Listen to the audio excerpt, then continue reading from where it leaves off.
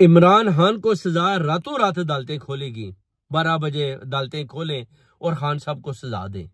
ये जनरल बाजवा साहब ने, आपको पता ही है कि जब खान साहब उधर बैठे हुए थे तो ये जनाब प्रिजनर गाड़ियां लेकर उधर पहुंच गए थे। उन्होंने बोला जी कि आप ये वजीर आजम हाउस से खाली करें, आप घर जाएं, रजीम चेंज हो चुकी है, आपकी गवर्नमेंट को गिरा दिया गया है। खान साहब ने बोला कि ये कैसे मुमकिन है, मैं तो इधर बैठा हुआ हूं। तो जबरदस्ती उनको डंडे के जोर पर उधर से जनाब इनको भगाया गया कि आप जाएं, निकले। जिस पर उन्होंने एक डायरी उठाई और उन्होंने बोला कि आप जनरल बाजवा साहब कौम के साथ गद्दारी कर रहे हैं, आप मुल्क के साथ गद्दारी कर रहे हैं, आप गरीब अवाम के साथ गद्दारी कर रहे हैं।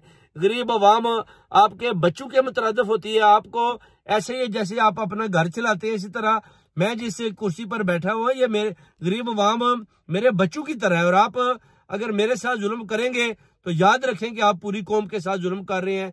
और अगर आप मेरी बात नहीं मानेंगे तो आपको बहुत जल्द पता चल जाएगा कि आपने ये जो कदम उठाया है आपका फ्यूचर क्या है, आपके साथ कौम फिर क्या करती है, आपके ऊपर गद्दारी के मुकदमात बन जाएंगे।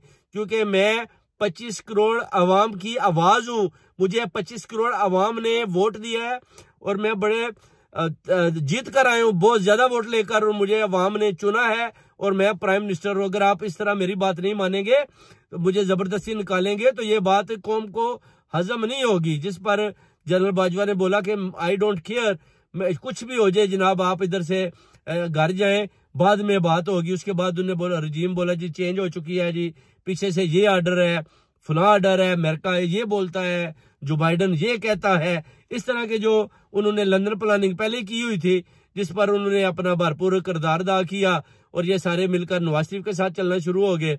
जिस पर नवाज शरीफ को जनरल बाजवा और जनरल फैज की लड़ाई में उसको रास्ता मिला, उसने अपना जो जनाब काम दिखाया, अपने आप को वो उसने एंट्री डाली और वो सारे चोरों डाकुओं का अपना जहाज लेकर वो भी इस्लामाबाद पहुंच गया।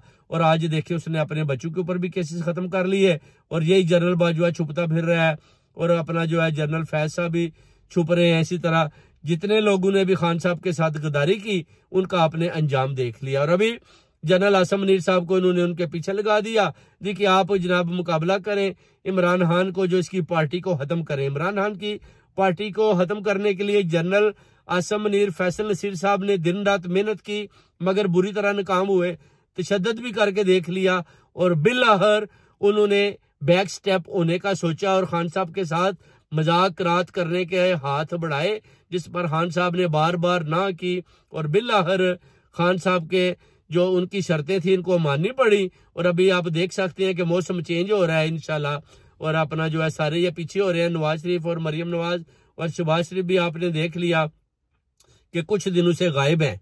इसकी वजह है कि उसको भी नजर आ रहा है कि अब इमरान खान का रास्ता बन चुका है, खान साहब ने बाहर आना ही आना है।